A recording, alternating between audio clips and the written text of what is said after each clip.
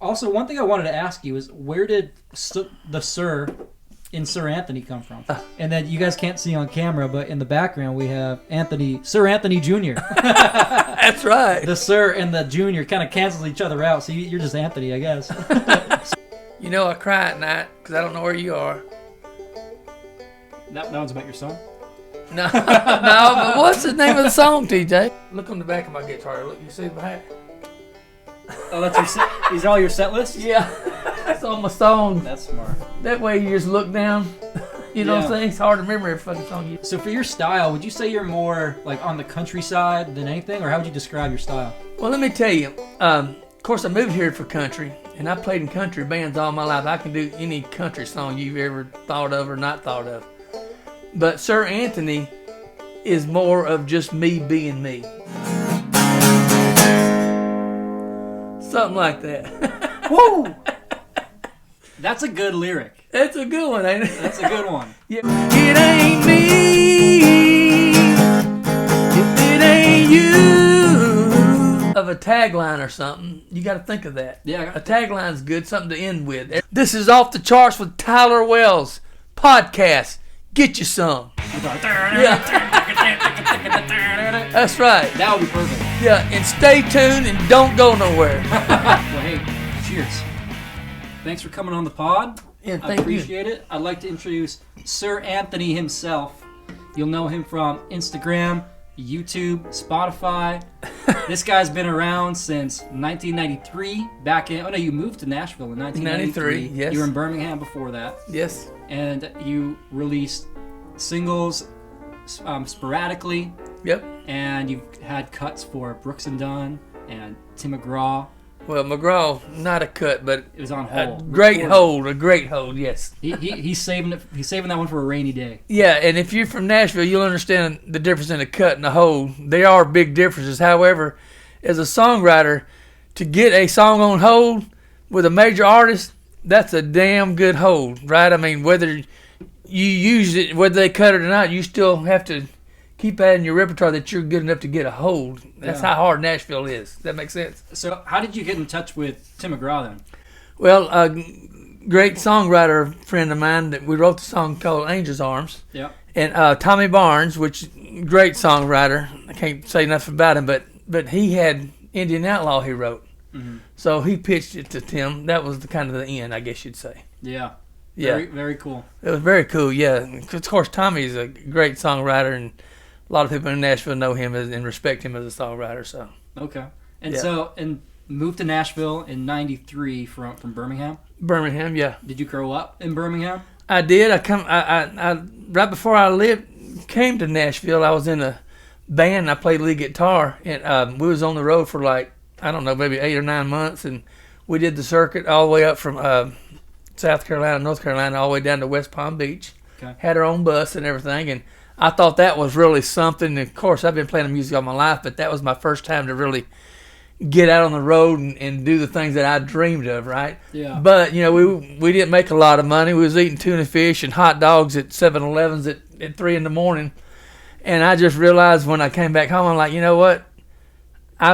This ain't what my dream is. Mm-hmm. So I just made the decision to move to Nashville and follow my songwriting career. Yeah, very cool. And I'm from Birmingham, so it was only 180 miles. It was like 3 hours. I used to drive up here and just drive back the same day and write with somebody and drive back home. So I kind of knew the lay of the land. But, it's still hard making that decision when you move somewhere you don't know a single soul in town. I did the same thing. So you know what I'm talking about. I moved to Nashville in 21, and I didn't know. I knew one guy. And he helped me out a little bit. He said, move to East. East is where all the musicians, all the locals hang. You're right. So I found an apartment in East, and when I bought this house, I was like, I want to stay in East. So I was just looking around with my right, because you're in the thick of things right down here. Yeah, and there's a coffee shop down the road, LG Coffee. I'm not sure if you've ever been there. No. But I'll just go there with my dog and hang out for my lunch break, whatever, or I'll go on a Saturday or Sunday. That's good. And then you run into so many musicians. Oh yeah. Either people that are up and coming, or people that I'm a big fan of alternative metal, or I actually have a big range of music that I really enjoy. Yeah. So I've ran into Aaron Gillespie from Under Oath. I don't know if you know Under Oath. No, but I know the rock musicians always come here, so I know they're here. They always come here. Yeah, I know they're here. So, and you're in Murfreesboro, so not too far. I imagine there's probably a lot of other musicians and people like in the industry out in Murfreesboro because they don't want to deal with Nashville. Yeah, well, you said a very important thing back up here. You're down at that little bar and there's people just around there. Well, that's exactly how when I first moved to Nashville, and it's still the same way now. I know it is. But, we'd go to them bars and hang out, and there'd be the producer sitting right there. There'd be Alan Jackson sitting over there in the corner, or Montgomery Gentry come walking in. I mean, but all the people in the industry, songwriters and stuff, after they do their little playing and producing what they're doing, they always ended up like at the Longhorn on Lyle Avenue, and you knew that was the place you had to hang. Is if you're going to move to this town and try to beat somebody, you got to network. I mean, they ain't cutting hit records up by the pool. You got to be present to win, right? So you had to be in them little joints to kind of befriend somebody, to get to know them, to get to share your craft and move on from there, But that's part of the town. The biggest part is, I always say, it's where preparation meets opportunity. Okay. But that opportunity, when they say do it, you got to be ready to throw out what you've worked so hard for. But that's the part you got to really, you don't want to be a germ and just go up to somebody because they wrote a hit song. Yeah. Or a producer because he's producing a big act. That ain't your way in. The way in is you just got to kind of befriend them, like you said, down there with your dog, just hanging out. Hey, what's up, man? And then you get to know them on a personal kind of relationship. Absolutely. Yeah. If you can just be cool and hang, that goes way further. Way past the other. Yeah. Yeah, because you could be the most talented person, but if no one wants to spend time with you, no one's going to sit in the recording studio with you for 6 hours writing songs together. Right. Right? Exactly. So, and that's what we're doing here. We're just hanging out, so then we can. This is part of the networking experience. I think you mentioned networking in the. It's very important. I'll tell anybody. I mean, when I first moved to town, it's hanging in them places where because how am I trying to say this? That's where your opportunity. You're going to meet the people that are doing it for a living, the people that are really making grounds. But you got to be there. You got to be in that little social circle, or you might not. You might not come across. You ain't gonna come across them over at Walmart. Mm-hmm. You know what I'm saying? You got to be in the little where they hang and do their business. This is where they do their business. So, what are some of your favorite spots in town to hang out at? Well, the Longhorn is gone now, but that was one of the best ones in the day. Okay, I'll say that. But Losers used to hang out there all the time. Love Losers. No Irv Woosley.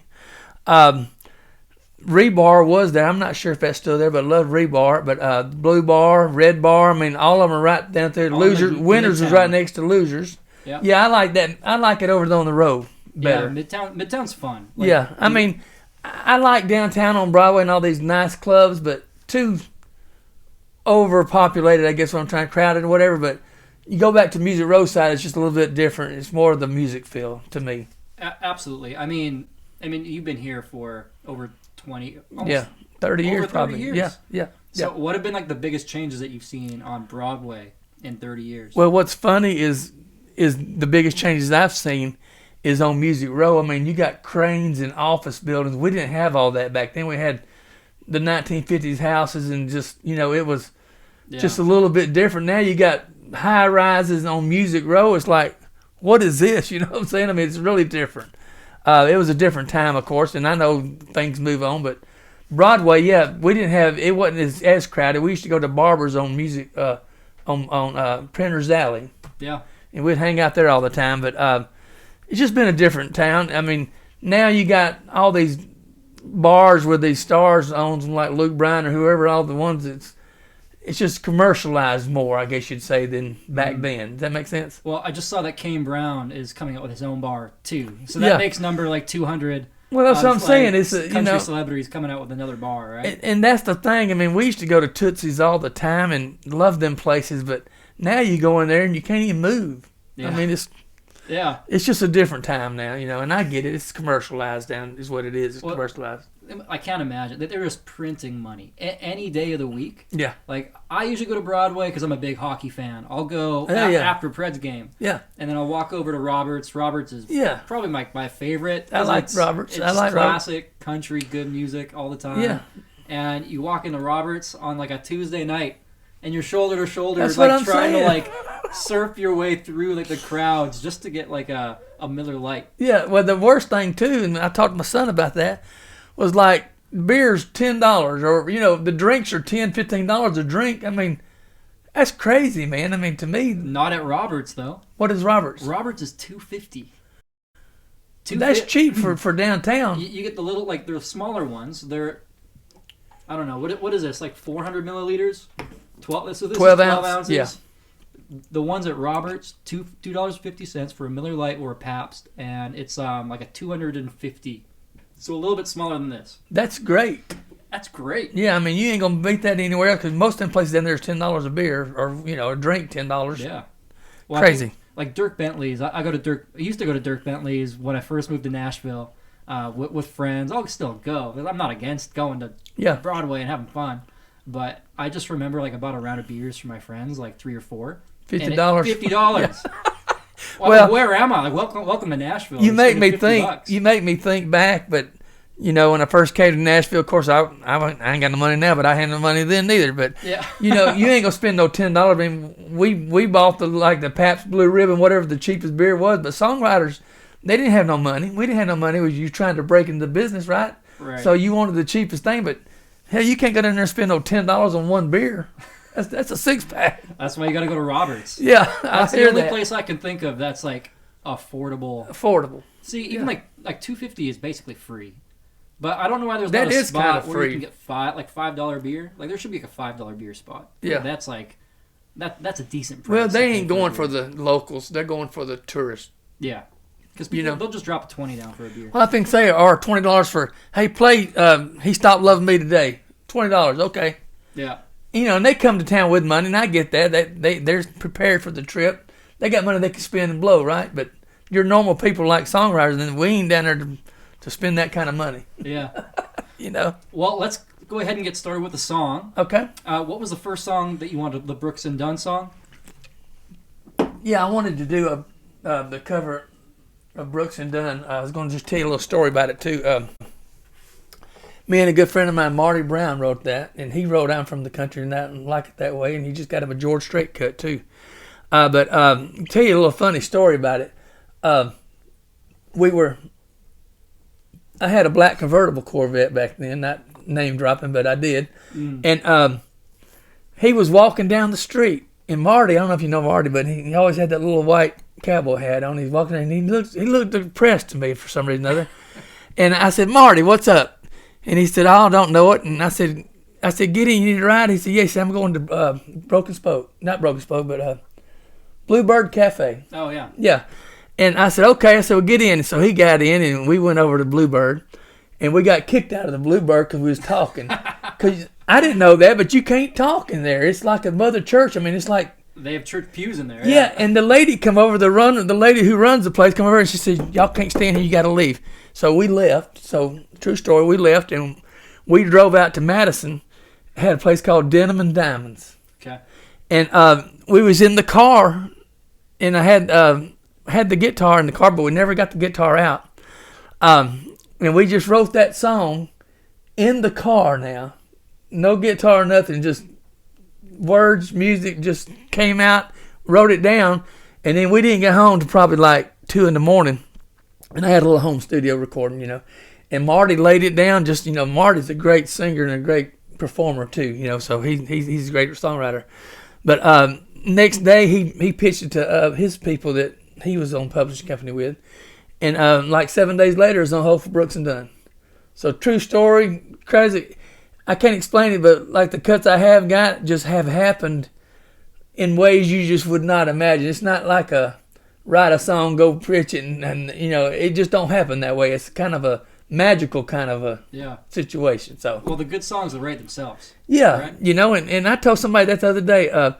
Nashville has changed for me, and I ain't saying I don't like it, but the songs, I ain't used to these new artists, but it used to be when the song was the star. Mm-hmm. But now, the songs don't have meanings. They're more of the beat or whatever's going on, and to me it's just different, but that's just me getting old. But let me do this for you. I'm going to move the mic just a little bit. Move it so it's maybe right kind of here? like in front of the guitar, because it'll pick up your vocals more than the guitar. About right there? Yeah, that'll be good. That'll be good. Okay. Take us away. Ready?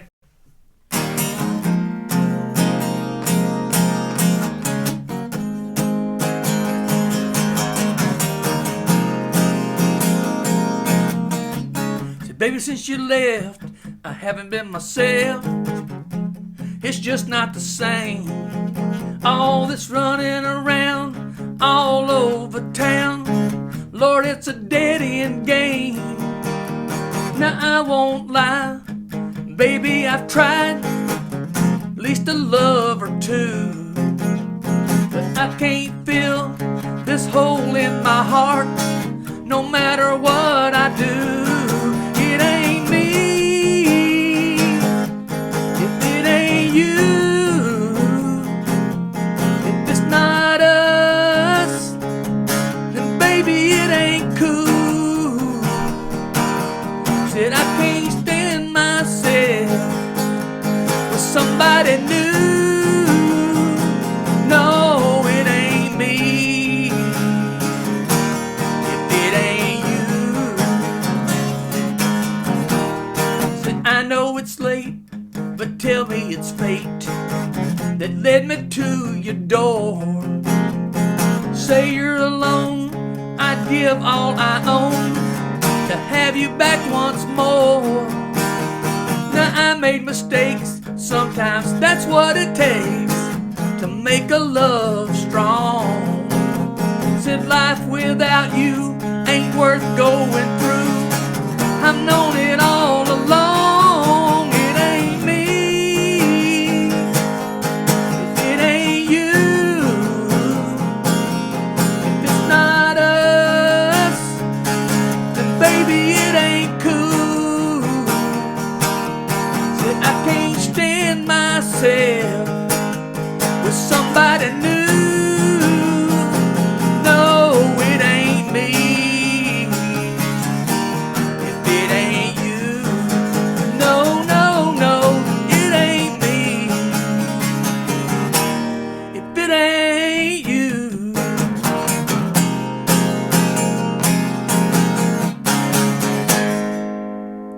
Something like that. Woo! That's a good lyric. That's a good one, ain't it? That's a good one. Yeah, we enjoyed it, and of course, makes me proud. I mean, Ronnie Dunn to me is the best singer in country music in our repertoire, the older days, I guess. But you ain't gonna get somebody better than him singing your song. Yeah. Absolutely. Yeah, So kind of proud of that. So you post covers on Instagram pretty regularly. Yeah. Like I've seen You Somebody. I think that's one of your big hits that you have on your Instagram. Yep. What other covers have you posted on Instagram? I mean, You Somebody was one I did, the Motley Crue. Yeah. I can't think of the name of the song, but Was it Kickstart My Heart? no, it's let me see.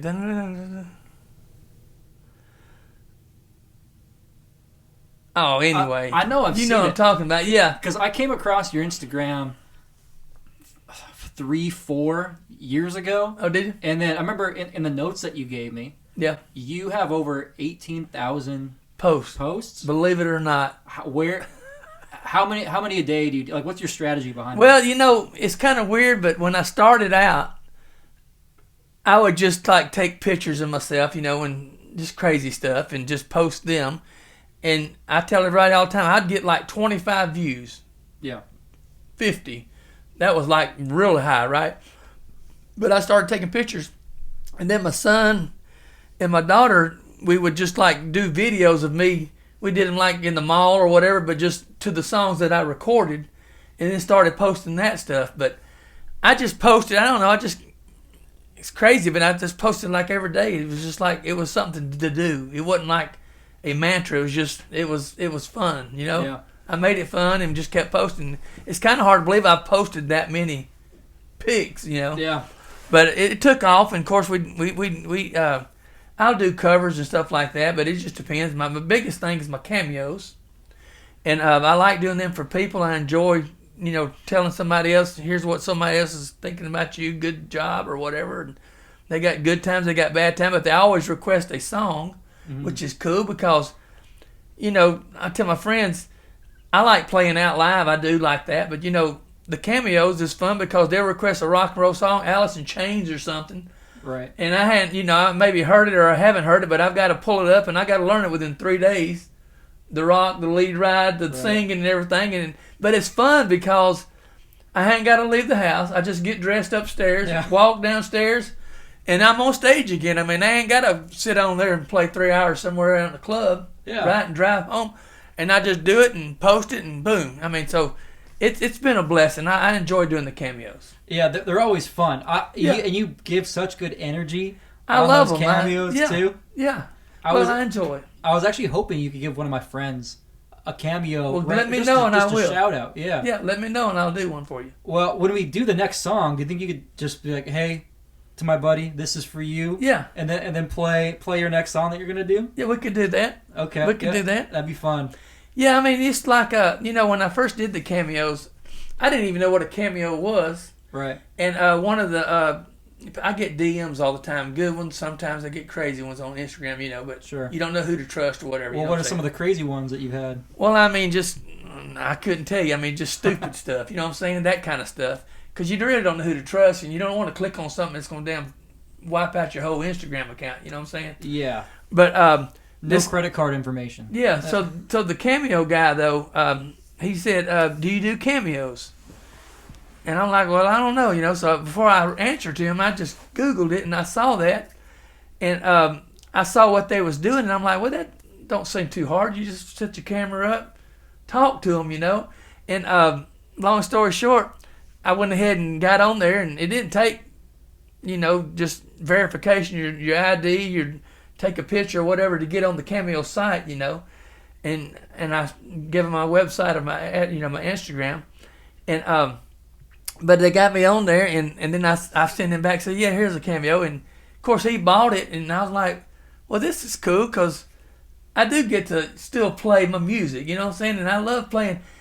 I like playing the rock stuff. It's just it's my era, and they'll always challenge me with some of these songs that I probably never would have played. You know what I'm saying? I mean, in the bands I was in was just different types and stuff, and that's what's fun about it. So, but anyway, that thing, like I said, I've done over 200 in the last year, and to me that blows my mind from something that just started as just some guy saying, "Hey, do you do cameos?" I said, "Yeah, I guess I do."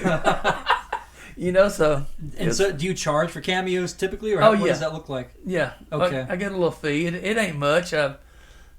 Sometimes I try to keep them cheap, but I mean, it does take me time. I mean, like I said, I have to learn the whole song within 3 days, and I try to, like you said, I try to give them the best. I'm not gonna let it go if it's something that ain't worth their money. How's that, you know what I'm saying? That's fair. I mean, I want to give them the best I can give them, and hopefully do a good job. I mean, they'll give me reviews and stuff and tell me they love it, and so I get the feedback that I'm doing pretty good on it. Let's put it that way. I ain't trying to rape nobody. I ain't trying to take your money. Yeah. You know what I'm saying? Well, they're fun. Like, whenever I see one of your cameos, like, I watch the whole thing. I'm like, this is you're a cool guy. Thank you. With good energy, and you put on a good show. Well, my friend we was on the CMT show, he used to always say, "Peace out." So that was kind of like, right. I took that from him, and just because we always said it, right? We always said, "Peace out, see ya." And that was kind of my logo or my thing in the cameo, and I think that has stuck with people. Yeah. And they enjoy that part, so I always kind of end it with that, Well, for me, because like I'm just, sorry, we were just talking about this before you came over, or when you came over, but I'm just starting on this whole thing, and my thought process is I need something that can kind of like separate me, or just that makes people remember who I am. Yeah. So I was thinking of, I don't know, like you have your hair. You have your Sia. Yeah. You have your bullseye guitar. You got like, a little like a moniker or something. I need something, a logo or whatever. Yeah. Yeah. That's why I put my tiger there, because the tiger kind of sticks out a little bit. Yeah, I like the tiger. It's just fun, but I need to like wear something. I'm also growing my mustache out, so maybe it'll be the mustache. Yeah. Like I like the idea of a tagline or something. You got to think of that. Yeah. A tagline's good, something to end with. Every show you end the same. Yeah. You know what I'm saying? You're right. Or the start of the show, you always say the same monologue. Yeah. No, that's good advice. What's can you think of something off the top of your head that'd be good for the podcast?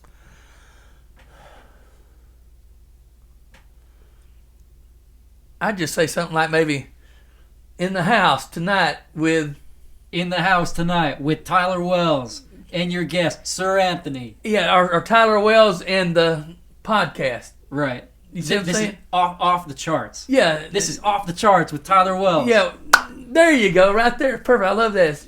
Did I tell you that it's called Off the Charts? Yeah, this is Off the Charts with Tyler Wells, and you're sitting in our studio. Wait, I need you to look in the camera and say that. This is Off the Charts with Tyler Wells. This is Off the Charts with Tyler Wells podcast.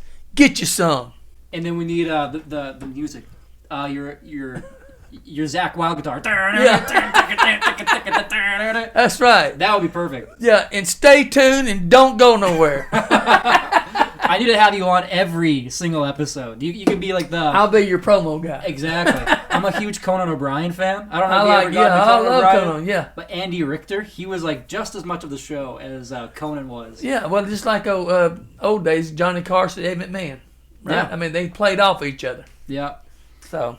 Well, let's go into the next song, and if you would you want to shout out my buddy Ben Glass? Ben Glass. He follows you on Instagram as well. Well, I'm gonna do one of my Sir Anthony ones this time. Okay, yeah. We'll do Everybody Happy. Is Okay. everybody happy? Bill Glass? Ben Glass. Ben Glass, yeah. Let me just...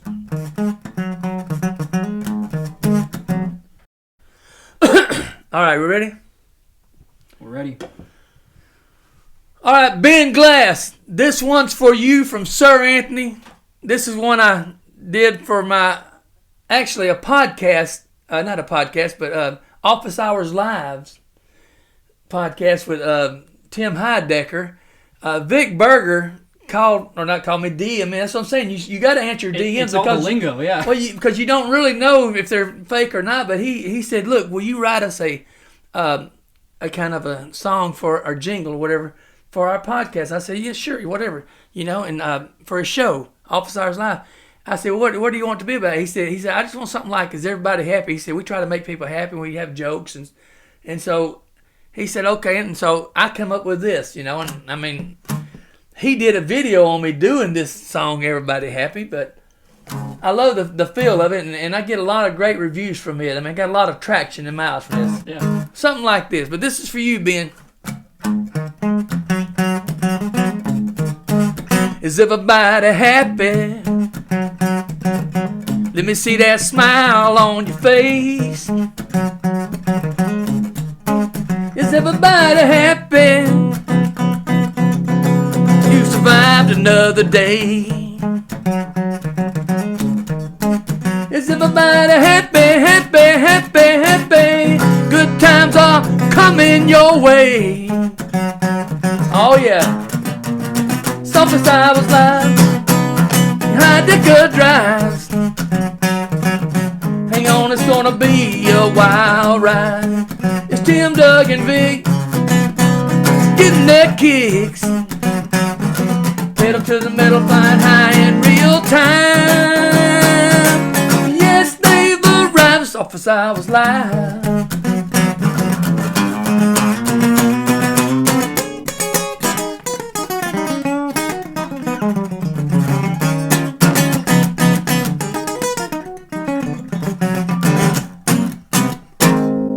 Something like that. Fun song, Yeah, that was good beats. There's those lead guitar chops at the end there. Yeah, that was awesome. Yeah, walk downs, yeah. And what's funny is that song, for some reason or another, they love that song. And I've had bass players, of course I played bass all my life.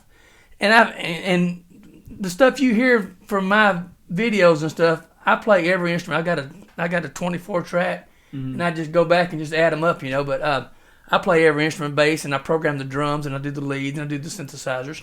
But that drum beat, I just tapped it out on my Alexis drum machine. But they're like the hi hats and stuff, and I just did it to feel good. But the drummers will DM me and say, "Lynn, that's a damn groove right there," Yeah. They just love that rhythm, and it wasn't nothing that I was playing. It was just. It happened that way, but the bass line is good. The don't, and it just gets that kick, Yeah. So anyway, but that was that one. No, that's fun. Yeah, I love those groovy that you can just put a fat beat on. Yeah. Just stuff like that gets people moving, gets people excited. Well, somebody told me, and I like Chili Peppers, but they said it was kind of that kind of groove. Yeah. And I guess it is because, I like that bass player was really good, but I think they like that bass line in that song for some reason or other. Yeah, it has that, classic Chili Peppers funk. Yeah, to it. The funk. I think that's the good thing. Yeah. So for your style, would you say you're more like on the countryside than anything, or how would you describe your style? Well, let me tell you. Of course, I moved here for country, and I played in country bands all my life. I can do any country song you've ever thought of or not thought of. But Sir Anthony is more of just me being me. I mean, I've got like 4 albums on Spotify and iTunes and all the platforms. And I just did the songs that I wrote myself or co-wrote in my style. I like the pop side. I mean, I've got some pop tracks with the synthesizers and, and I didn't try to be, I'm not a country singer. That's not my style, and I don't never want to be that because that's just, I know great country singers and I'm not that, is what I'm trying to say. So I just did it for me, and I enjoy just laying it down, and Sir Anthony just happened to be the person. And I think I told somebody this before, I couldn't afford to go in the studio, so I had to do it all myself because I couldn't afford to go pay musicians to do it, so I had to do it all myself. But Sir Anthony's just that person that sings them songs because I can't sing country, so I just wanted the pop style, if that makes sense. And the rock and roll, I do that too, of course. But Sir Anthony's just something that I enjoy doing.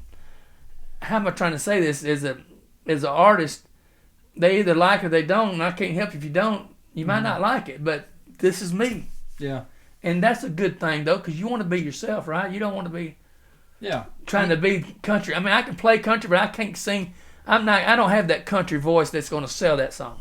So you take all the genres and all your musical inspirations, one big pot, stir it a little bit, out comes Sir Anthony. I don't know what that would be classified. I want to say pop rock, maybe. Yeah, maybe I'm wrong, but no, you're right. I would agree. Like I was listening to some of your stuff on Spotify today. Yeah, and I would say like pop rock because pop just means popular at the end of the day. Yeah. So it gives it definitely a rock sound.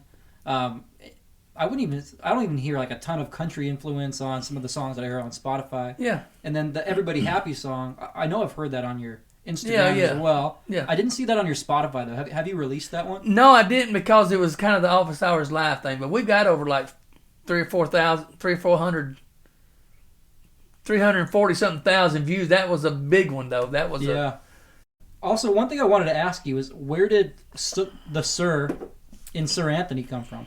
Yeah, so I used to do, and I still do, but with my studio and stuff, I'm very good at getting vocals. Okay.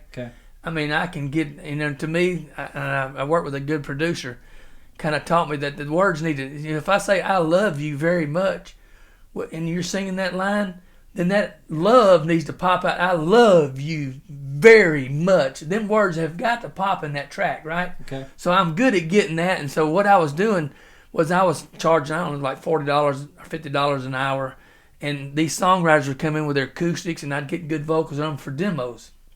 They do 3 or 4 of them, whatever. But one of the, Alan Price was his name, and he would always come in and he'd walk in the door and said, "Hey, Sir Anthony." He'd call me Sir Anthony, and that just kept going on. And I'm like, you know what? That needs to be my name because my real name's Tony George. My real name's Anthony George. But Tony George was like what everybody knew me by, but he called me Sir Anthony. I was like, that's it. So that was kind of cool. And it stuck. It stuck. Like, whenever you pop up on my Instagram, I don't think of you as just Anthony or Tony. It's Sir Anthony. That's your name. That's your name to me. Yeah. And then you guys can't see on camera, but in the background we have Sir Anthony Jr. That's right. The Sir and the Jr. kind of cancel each other out, so you're just Anthony, I guess. Sir Anthony Jr.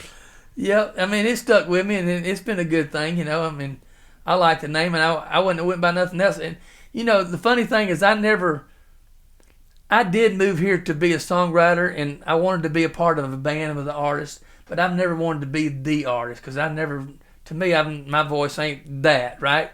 But it's kind of grew into a artist position, I guess what I'm trying to say, which I never dreamed it would be possible, but it's cool, because like I said, I do it all myself, and it's fun, and people like it. I really appreciate y'all for liking it, for sure.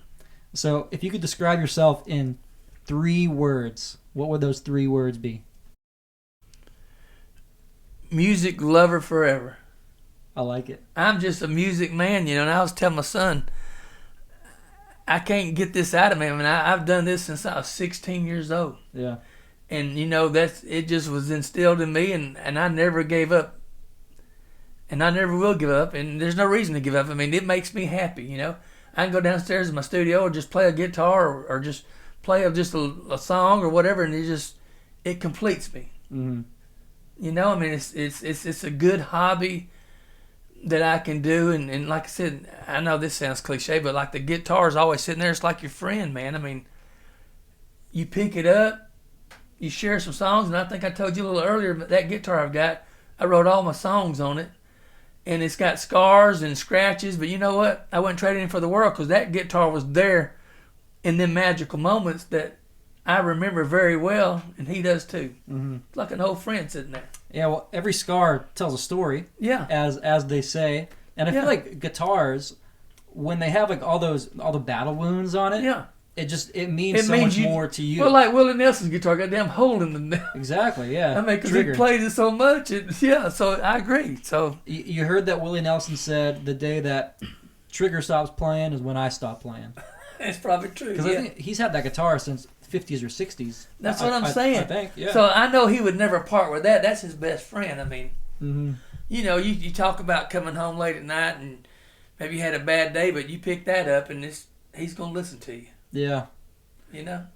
So one thing before we go into our last song, you had mentioned that you're looking for a social media manager for your socials? Yeah, I'll be honest with you, I don't know the business real good, and like I said, I do a lot of myself, of course, but I'd like somebody to grow me to a next level. Yeah. I feel like I'm different. I feel like I've got a little, with the cameos and stuff, I've got a good feed going, but I don't feel like I have the people that are what I know to do to push me up another notch. That's all I'm trying to say. I've got like maybe 17,000 followers, but I want more.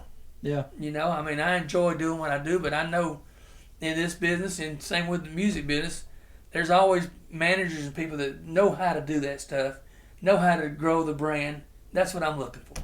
Very cool. Why don't you play us one more song? Give us a little backstory to it, and then we'll see you out of here. And this is the Tim McGraw song that's on hold. Is that right? Well, it was on hold. Yes. So this song was on hold for Tim McGraw, and the little backstory I guess I'd tell you was a good friend of mine, Tommy Barnes. Me and him wrote this, and of course Tommy's the mecca of songwriters. He wrote Indian Outlaw and had several more cuts. But we wrote this, and Tommy got it to Tim, of course, somehow, and had it on hold. And I guess the little storyline I'd like to share that was always excited me was he called me one night and he said, listen, Tim's doing a song. Little Red Rodeo was the name of that song that he was promoting. And I'll never forget this because he said, come on out, we're going to Broken Spoke on Trinity Lane. And he said, I'm going to let you meet Tim. I said, okay. Well, to me, it was like, damn, Tim McGraw, right? And so we got over there, and Tim, he had his little beanie on with little glasses on. He had his whole band in there playing, and they did Little Red Rodeo, and the crowd was going wild. And he said, I never forget it, because he had a piece of paper, and he was reading the words from, he said, I was in the studio cutting this today, but I wanted to sing it for y'all. He said, but I'm going to have to read the words because I can't remember. And he sung that song, and of course, that was a great song too, And so we enjoyed that, and after the show was over, we went out back, and Tommy brought me out back, and he said, I want you to meet McGraw. And McGraw had a black Cadillac Escalade, and I remember this because it excites me, because that was what I moved here for, that kind of vision. And he introduced me to Tim. He said, this is Anthony, and he said he's a co-writer on the song, and Tim said, I love that song, man. He said, we're going to cut it. Now, we never cut it, and it broke my heart. However, this song is a hit song, and hopefully Tim will cut it one day. If he don't, somebody needs to cut this song. This is a hit song that everybody loves every time we ever play it out. So, but it was a good story. We had a good time, man. I'll tag Tim McGraw. Yeah, I want to make the there you go. He should know it. It's called Angel's Arms.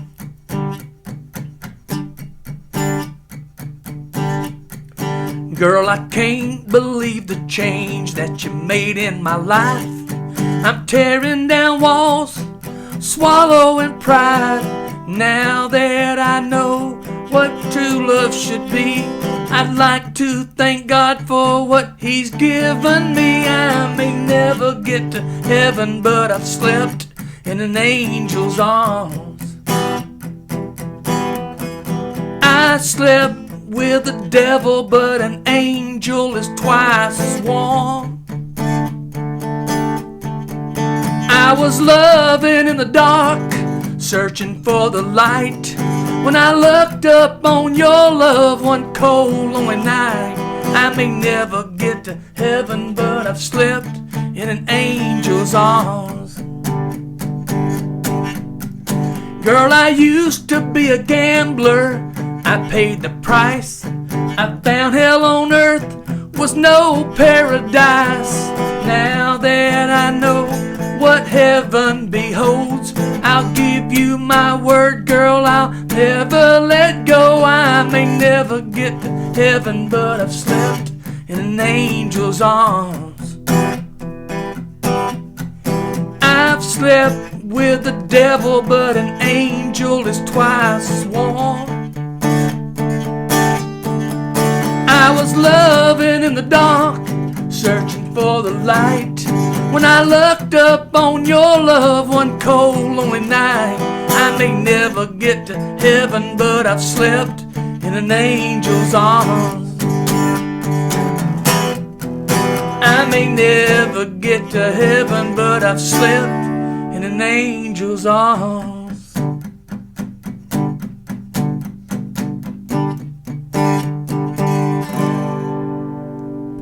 Something like that. He's gonna cut that one after this one. I'll tell you that. I'll be honest with you. That song to me is I don't know. That's just you don't hear something like that on the radio. I mean that's a great line. We've all got great ladies in our life, or vice versa. But that angel, I mean, that's something that it's hard to find, right? I mean. And that's the person you kind of gravitate to. But I love that. I never get to heaven, but I've slept in the angel's arms. You ain't gonna hear a line like that. Trust me. That was a great line. Of course, that's Tommy Barnes, and great songwriter. Love you, Tommy.